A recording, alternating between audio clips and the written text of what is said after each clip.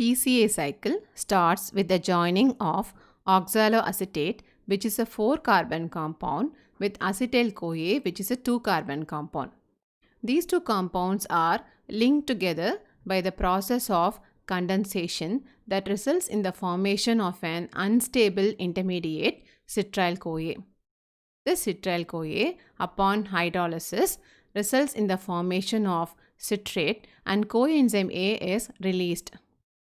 Citrate is the first stable product formed in TCA cycle and is a 6-carbon compound. This reaction is catalyzed by an enzyme, citrate synthase.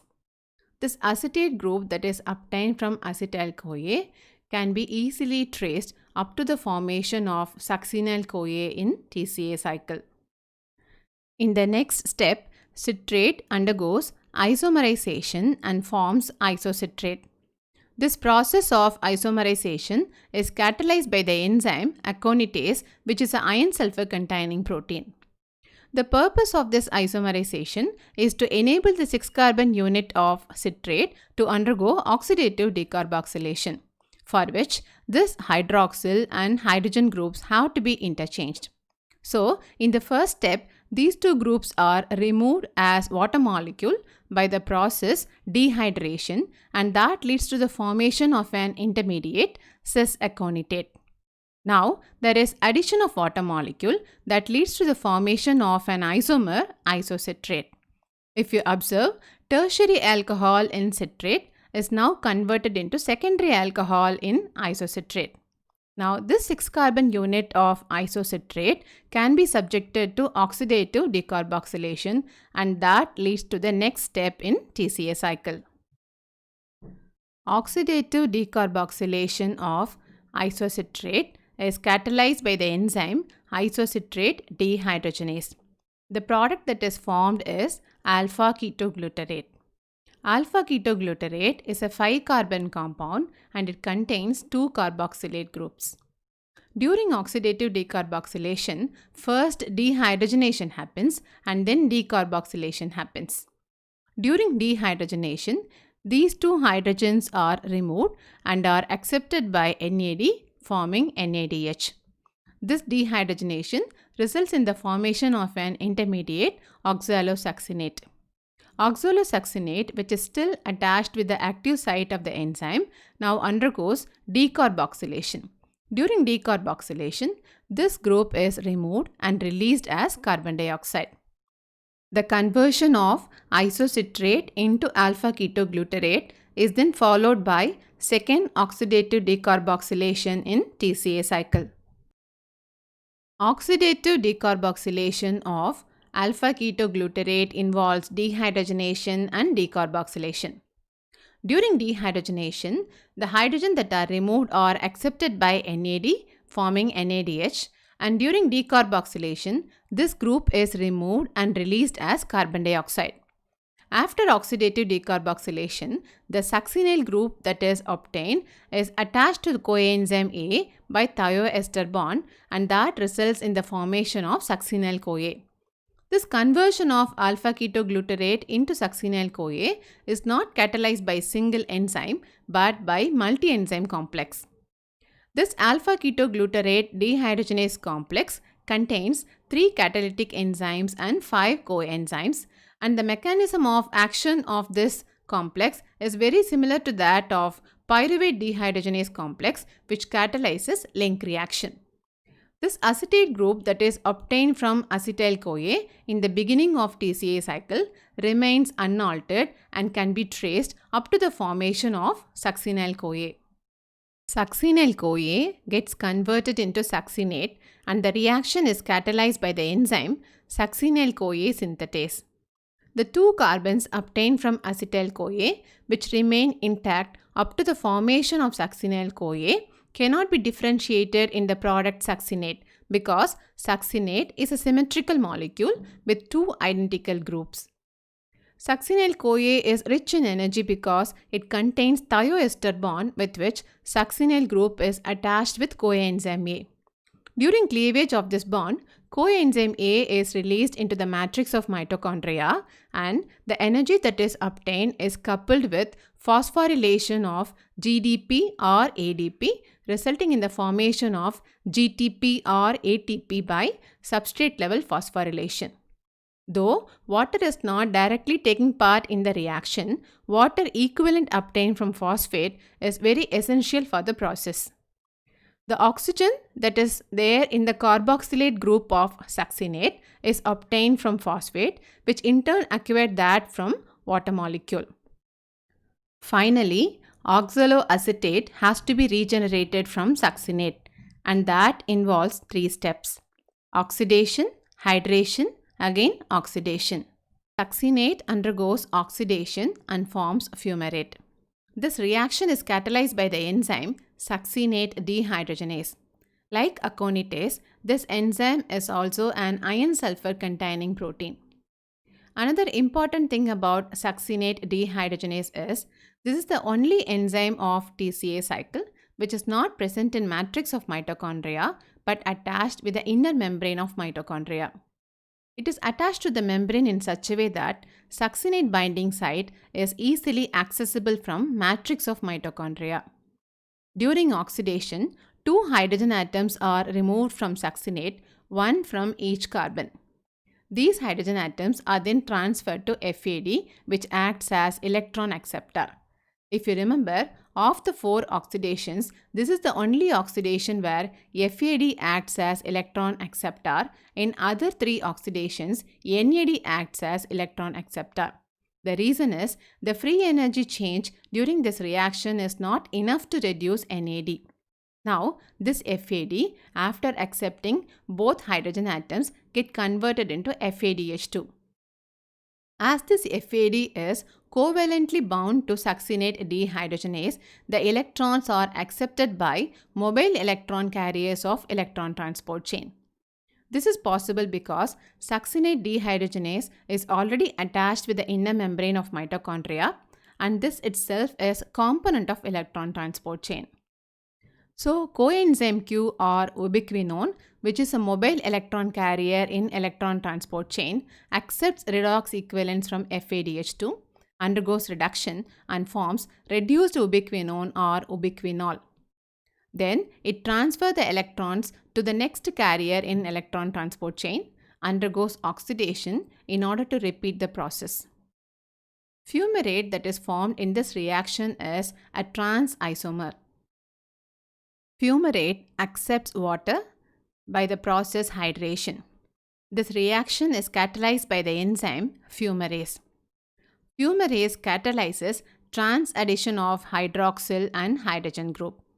So hydroxyl group is added from this side of fumarate and hydrogen group is added from this side, resulting in the formation of malate. This is the last step in TCA cycle where malate undergoes oxidation and forms oxaloacetate. The reaction is catalyzed by the enzyme malate dehydrogenase. During this oxidation, these 2 hydrogen atoms are removed and the redox equivalents are accepted by NAD. This NAD, after accepting the redox equivalents, undergoes reduction and forms one NADH molecule. The oxaloacetate, thus regenerated, is ready to accept one more acetyl-CoA in order to enter into the next turn of TCA cycle. As we have seen all the steps of TCA cycle, we can clearly state different reactants and products. When one molecule of acetyl-CoA enters into the cycle, 2 carbons present in the acetyl group undergoes oxidation and 2 molecules of carbon dioxide are produced by the process decarboxylation. Coenzyme A then let free into the matrix of mitochondria so that it can go back to the link reaction to bring one more acetyl group. 4 oxidation reactions happen during TCA cycle that leads to reduction of 3 NAD and 1 FAD, resulting in the formation of 3 NADH and 1 FADH2. Only one substrate level phosphorylation happens that leads to phosphorylation of either ADP or GDP, resulting in the formation of 1 ATP or GTP. Totally, 3 water molecules are consumed during TCA cycle. Whatever that we have seen is for only one molecule of acetyl-CoA. But during respiration from one glucose molecule, two molecules of acetyl-CoA are formed. So we have to multiply everything by 2. So for 2 molecules of acetyl-CoA at the end of TCA cycle, 4 molecules of carbon dioxide are formed and 6 NADH and 2 FADH2 are formed during 4 oxidation reactions. Out of substrate level phosphorylation, either 2 ATP or 2 GTP are formed. In total, 6 molecules of water are consumed during TCA cycle. Now I am going to discuss amphibolic nature of TCA cycle. So far we have seen only catabolic role of TCA cycle, but it also plays a major role in anabolism. Different intermediates of TCA cycle acts as precursors in synthesis of various biomolecules. Though there are several examples, I have given few important examples which are enough for us to appreciate anabolic role of TCA cycle. First, let us talk about synthesis of fatty acids and cholesterol. Acetyl-CoA is needed for synthesis of fatty acids and cholesterol, but acetyl-CoA cannot cross the membrane of mitochondria. In such cases, citrate, an intermediate of TCA cycle, gets transported to cytoplasm and there it gets converted into acetyl-CoA. This acetyl-CoA is then used up for synthesis of fatty acids and cholesterol. Two important intermediates of TCA cycle plays a major role in synthesis of various amino acids. One is alpha-ketoglutarate and the other one is oxaloacetate. These two intermediates are also involved in synthesis of nitrogenous bases. Alpha-ketoglutarate is needed for synthesis of purines and oxaloacetate is needed for pyrimidines.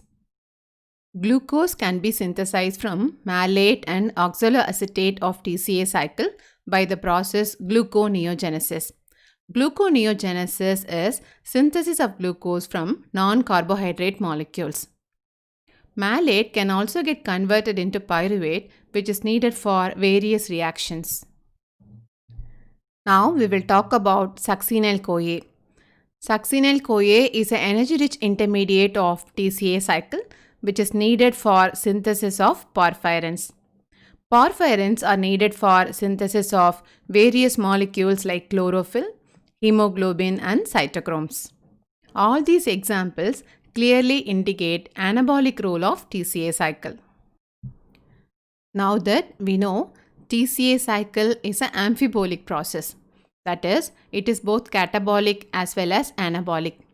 During anabolic reactions, intermediates of TCA cycle may undergo depletion. If they undergo depletion, in such cases, TCA cycle may slow down or even it may stop. Under these conditions, anaplerotic reactions or filling up reactions helps to replenish these intermediates. Here I have given one example. Oxaloacetate is needed for various anabolic reactions and it is also needed to start the TCA cycle.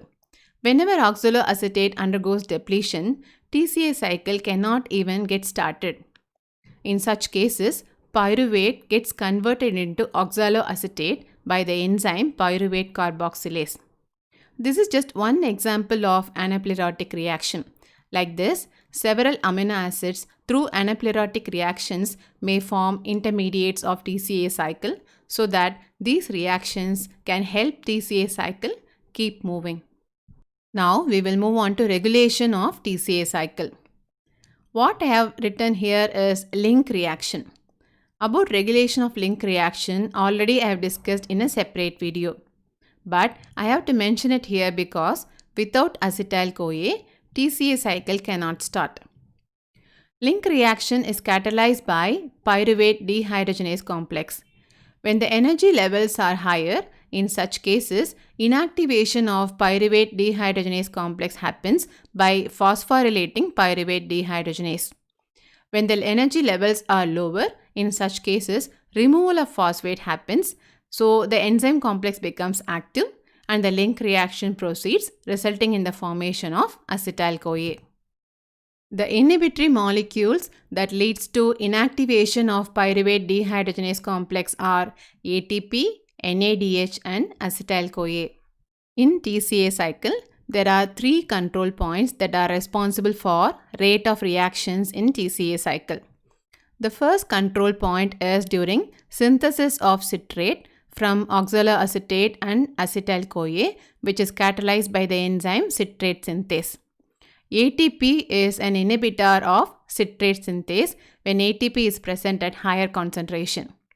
The other 2 control points are 2 oxidative decarboxylation steps in TCA cycle.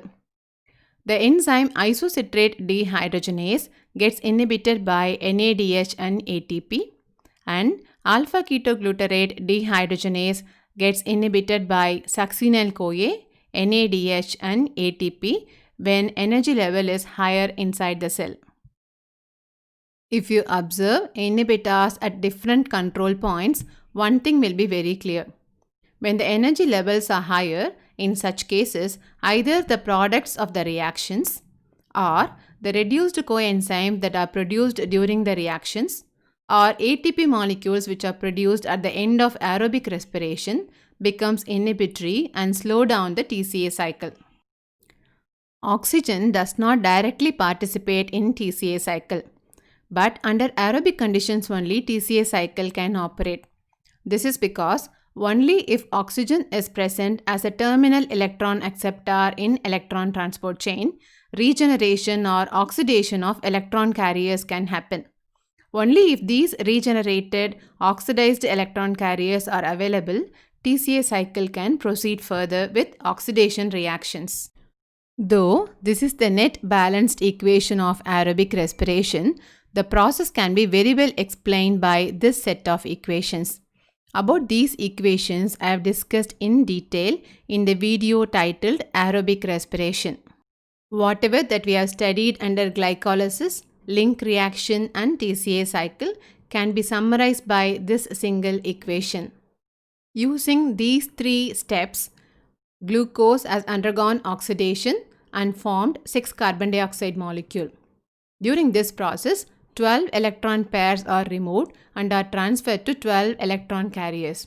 Now, these electron carriers have to deposit the electrons in electron transport chain, and oxygen has to undergo reduction by accepting these electrons to form water molecule. So, in the next class, we will see about electron transport chain and reduction of oxygen.